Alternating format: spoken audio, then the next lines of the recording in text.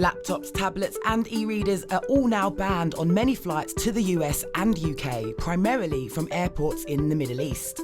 Earlier this year, both governments brought in new rules that'll affect you if you're flying from these countries. But there are still some gadgets you can use to while away the hours. This week, our rundown of the gadgets that you can still use on board.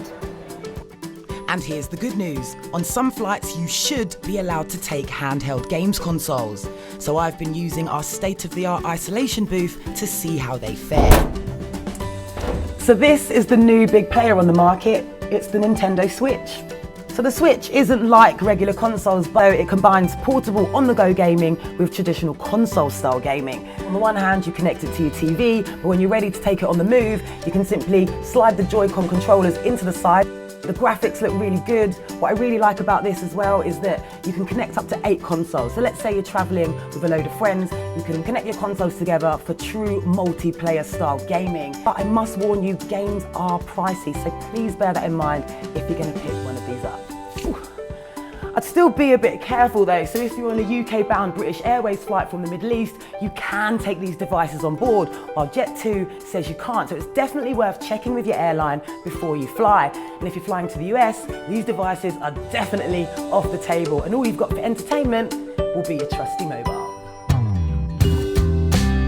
So while you're in the air, don't think of this as a smartphone. This is your entertainment centre, so it will pay to choose your apps carefully before you travel. Something James here is an expert in. So James, what are the best apps to keep me entertained on a long haul flight? So here's Pocket Casts. This gives you like featured content, so these are tailored by Pocket Casts to give you some of the best new podcasts that are around. There's also trending stuff, so if something's really popular at a time and people are getting really excited about it, that would appear right there at the top. Netflix. Everyone's heard of Netflix, but they now do offline functionality, so you can download a whole TV series to your phone and you can watch it on the flight. And so for my last choice, I've gone with Lonely Planet's City Guides. So it essentially gives you information for wherever you're going to be landing in. You get a whole city guide here that you can access offline. You don't need to connect to roaming data, and you can get places to see, places to eat, and even hotel locations. It's all there ready and waiting for you. You've downloaded it all to your phone, no need to connect to the internet again. So what about battery life? Depends on what you're going to be using. If you're going to be using Netflix, that's going to take a lot of your battery. You try watching a full series on your phone, that's probably not going to work out.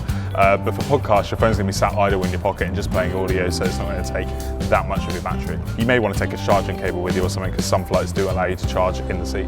Finally, if you're flying for a grown-up reason, maybe you're away on business, games and apps aren't going to cut it. So this is the Moleskine Smart Writing Set, which yes, does look like a bog standard pen and notepad, but it's actually a lot smarter than that because it can transfer your writing, doodles and scribbles into digital form. You can even turn them into text, all via a dedicated application. So once you start writing, the app is able to register the strokes of the pen, and it knows that you're handwriting, and immediately shows you what you're writing on the app. Now, I must admit, you do have to press the pen quite hard in order for it to register, but it seems pretty quick, pretty automatic. I also can't draw. It's fun, it's really easy to use, and I've got to admit, it is quite cool seeing your scribbles transferred into digital form, but the question I've got to ask is, what's wrong with a regular notepad and pen and then taking a picture afterwards?